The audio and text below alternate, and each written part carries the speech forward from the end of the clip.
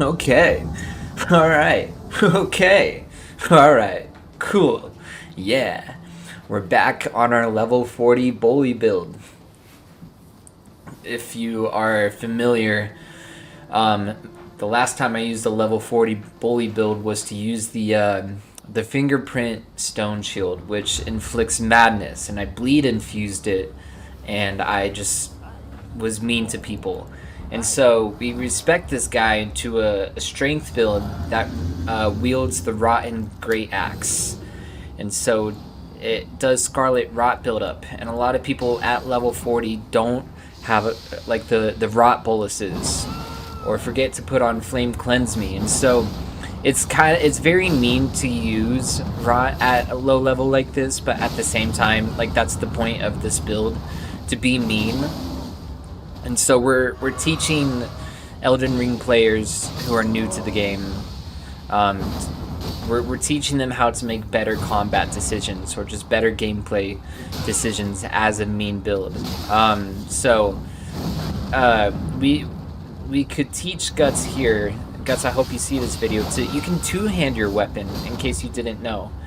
But Guts is one of those lovely people who just love to spam L2 with the Bloodhound's Fang. I think most Souls noobs who played Elden Ring have been there before, so yeah. So I forgot the stats to this build, to be honest. I'm not gonna explain it or try to explain it because I know I'm gonna butcher it.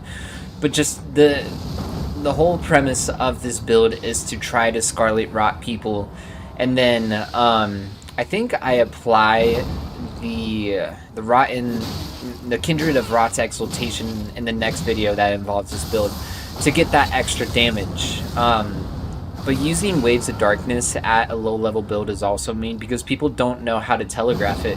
I'm sure they haven't even gotten to a Stell yet, where you get this Ash of War from. So people never expect that third wave because it's delayed. Shout out the game for including that third wave to be delayed. Because it comes in clutch sometimes. And so, yeah. But going back to what I was saying about Scarlet Rotting, not a lot of people have Rot Boluses or Flame Cleanse Me, so it's easy, just like pressure to the build. And since it's a colossal weapon, you're gonna do good amounts of damage to people at level 40. I know this weapon, I think this is, okay, so this is like level 40, plus 8 regular, plus 3 somber. So a lot of these people are in like Liurnia, or like they're just now getting to Altus or going to like Caelid or whatever. So yeah, I know with the higher you level up your weapons, you know, the scaling will increase your damage amounts. But yeah, so my fashion is also pretty simple. I'm wearing the Rotten Duelist's cloak, and then I forgot what pants I'm wearing, some kind of like sorcerer's pants, but I get to wear my favorite helmet, the typical scrub helmet. So it's just simple, because if I'm trying to wear heavier stuff, my big ass weapon will make me heavy roll, and we're smarter than that. We don't heavy roll. So if you heavy roll and you're watching this, try not to heavy roll. So yeah, I didn't even have to do anything to eliminate that phantom. Thankful for my wizardrin brethren, I suppose. My great jar oh no, not the great jar, no. See, I'm super mad now. I have to show this guy my fury and wrath with my very big Scarlet Rot bonk weapon. No idea what Wilhelm was trying to do here, but he was trying to go for the parry, which I commend him for. But I tried just like alternating Ashes of War on this weapon, and what I've concluded with is that Waves of Darkness resides best on this weapon. So yeah, we didn't even have to, like, the Ash of War didn't even kill him. I love using Horaloo, but the Ash of War didn't even kill him. It was the Scarlet Rot that killed him. And so if you've seen my level 40, no, my level 90 poison build, like in those two videos, there were times where I would even try attacking a player because they were poisoned and rotted at the same time, and they were close to dying. And so it's just fun to mess with people that way. I know it's really mean, but at the same time, like I said, this is a bully build. Originally his name was Bully, but then I renamed him to Dastard, like bastard, but with a D instead of a B. It seems fitting, a little bit more sophisticated of a name. So yes, we are doing very dastardous. Is that a word? Dastardous things at level 40. So we have the Greater Will. I didn't know that the Greater Will was tarnished. Doesn't seem so great. I think, I don't know, maybe he's just Will then. So we deleted the Phantom, and no, not the Phantom. We deleted the host. The host failed to level up their Vigor, and then we deleted Will, who wasn't so great. So I guess if I deleted the Greater Will, that makes me the Greater Will. Whoa, check that out. Yes. We have a dude, oh, what the heck? We have a dude who is wearing hardly any clothes but a cape and a big axe become the Greater Will. So I guess I'm the Greater Scrub then. If any other scrub tries to contest with my title as the Greater Scrub, then I'll make sure to scrub the floor with you. So there's multiple uses for the word scrub. You can either, you know, be a scrub and just be an absolute noob at the game, or you can take a scrub and then scrub the floor with them because they are bad. So yeah. So there goes 22 crews. So with colossal weapons, you do get a lot of guard breaks if you are going against people with shields, but the thing is, since your weapon swings take forever to recover from, you can't really get crits on people, which sucks. It would be nice to. I don't know if it's possible to quickly like switch to like an offhand dagger, or not an offhand, but no, is it an offhand? I know the main hand is the right hand, but is the left hand the offhand? I don't know. Your second main hand slot. I don't know if it's possible. I haven't tried that yet, but I don't know. If I was able to actually get crits, then I feel like I'd be a menace. So yeah. So we obviously just gotta provide pressure on Kitsune Rush here, because bad idea for them to fight the dragon. Honestly, like, when I was doing PvP, I would never really invite people to fight the dragon with me, because I know that I would get invaded and probably get wrecked, because not only is there a big ass dragon burning me to a crisp with their flame breath, but also stomping on me, there's also bad red men, you know, doing what it takes to make sure that they get the win.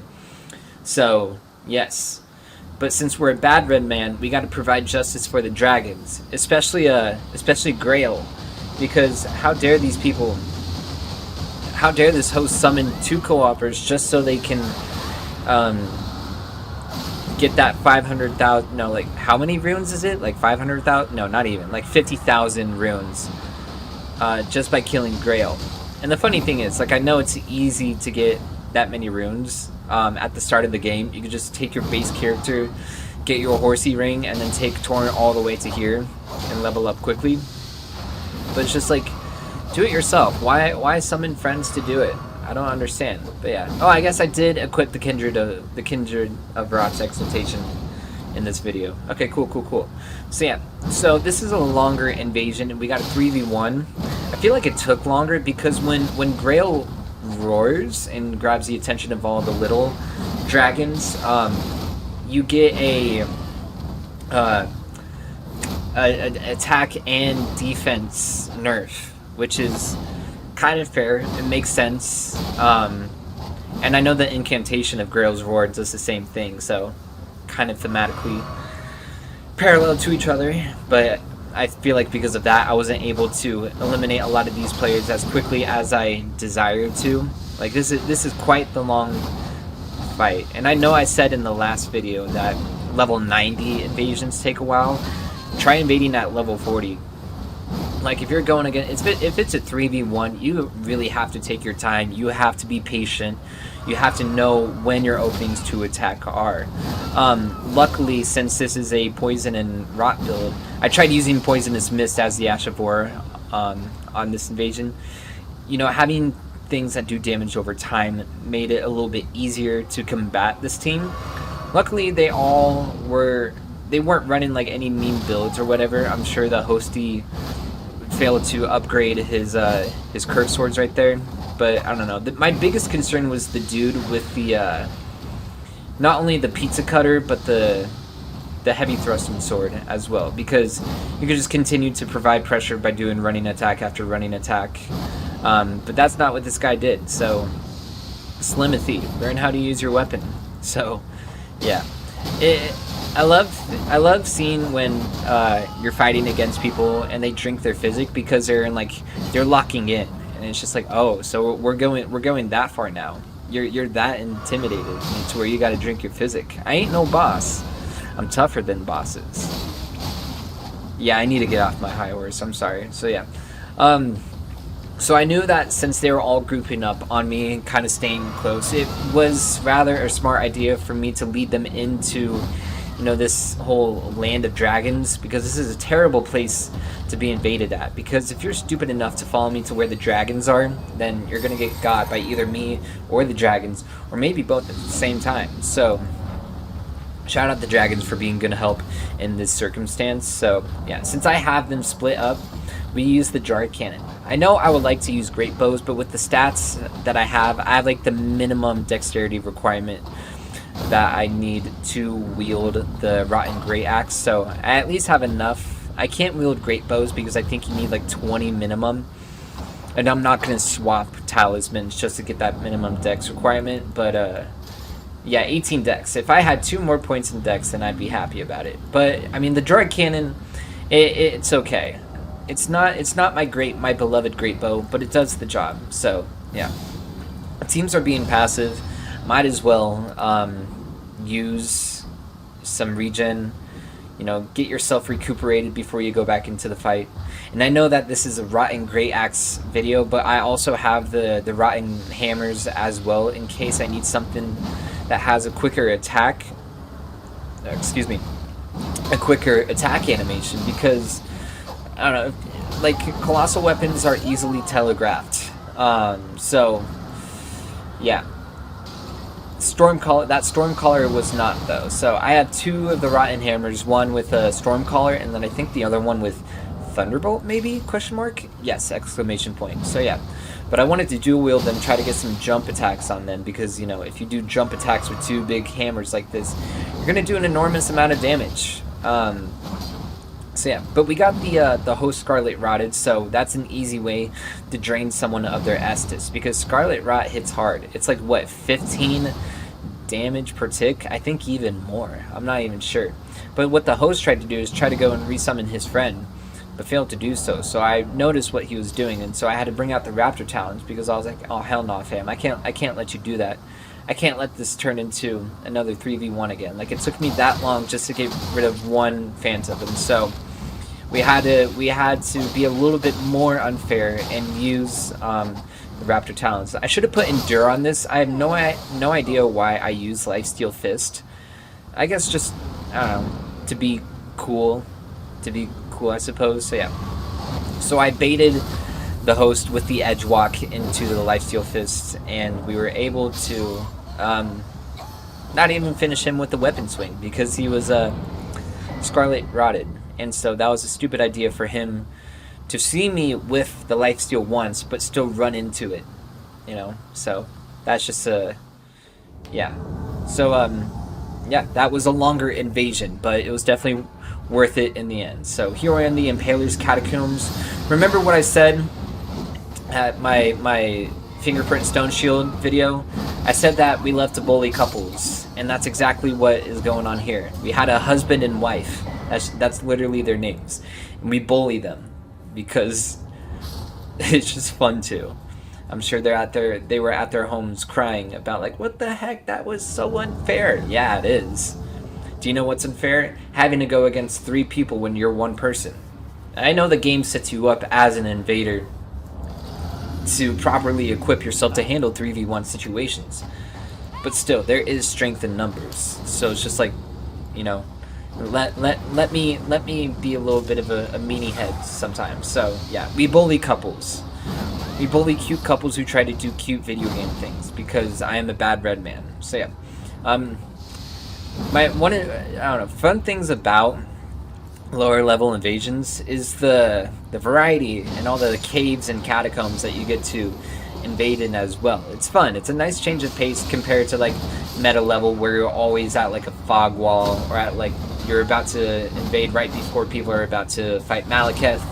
I don't know. There's just not a lot of variation when it comes to invasion locations. So yeah, Catacomb invasions are always fun. So there goes Vertica. Shout out or lose Earthshaker, one of my favorite Ashes of War to use. It's fun to just scream in people's faces and then slam the ground, and yeah, so that was a good backstab right there. Sorry, Gwynnifer, but I had to do what I had to do. It's fun getting those like those backstabs on people. But yeah, so we already know what's trying to happen, or what's going to happen. The host who drank their physic is going to try to run from me because they got the boss door open. So my goal here was to get as close as I could to, you know, the boss wall, the fog wall, so I can stop the host from trying to fog wall me. But yeah, so shout out the skeletons of being help here. Gwynnifer, I hope you see this video. I don't know if I threw a rope defeated pot. No, I didn't. But you deserve it. Not only are you a wizard, but you're a coward as well. You doesn't deserve, you know, to summon co-opers, because when you lose your strength in numbers, you become scared. So, yeah, don't be scared. Like, just toughen up. Toughen up. You're capable. Come on, you're capable. But it is what it is. Like, even if I did kill you, like right here, you would have been able to just walk back and get your runes. But it is what it is. So, I don't know. Gwynnifer eventually... Okay, so I should have just running attacked here, because I didn't know if you was just going to dodge it, but... Oh well. So I'm still going to consider that a win myself, because you were that scared. We take those. We be mean to people, and we make them scared.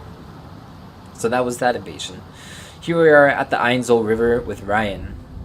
Just Ryan. Nobody else, just Ryan. But Ryan did have an overleveled Bubba with him. It was like a strength, or no, in faith build. I saw like a Moonlight Greatsword and then the Golden Order Greatsword. I don't know what level you got to be to handle those two swords. I don't know how well that kind of build would perform. Probably good in like PvP. I mean, no, PvE. But it probably will not do good in PvP unless it was like a level 200 build. So yeah, perfect opportunity to use the jar cannon, because shout out the jars for supplying us with a cannon that shoots jars. Wow, that's actually messed up. It's a jar cannon and they just shoot themselves. Well, like, okay, so like, are the ritual pots and the cracked pots, like, were they originally like jars? I'm confused how that works. And like the talisman you get, the jar companion, it increases the potency of jar, or like jar items, or like cracked pot items, which is quite strange to be honest. So yeah, but yeah, this overleveled Bubba must have been like level 200 or something, but in the end it doesn't matter, because this host decided to get caught between 3 Claymen and me and Scarlet Rotted, and so yeah, that's what you get for summoning an overleveled Bubba, and I have to take down your Bubba as well, because there are no survivors. So yeah, that's the build. This is a level 40 Rotten Greataxe invasion. His name is Dastard. Say what up, my dude. And here are the stats. So we got 39 Vigor, 17 Endurance, 30 Strength, 18 Dexterity. And so I got the Star Scourge Heirloom and then Radagon's Sword Seal to get those extra stat points, because it's hard to wield heavy things like this. So yeah, expect another video of this guy soon. I hope you guys enjoyed the video. Comment builds you want me to try, and I'd be more than happy to. And I love you. Be good to yourselves. And I hope you have fun with whatever you're going to do after you're done watching this video, which is right about now.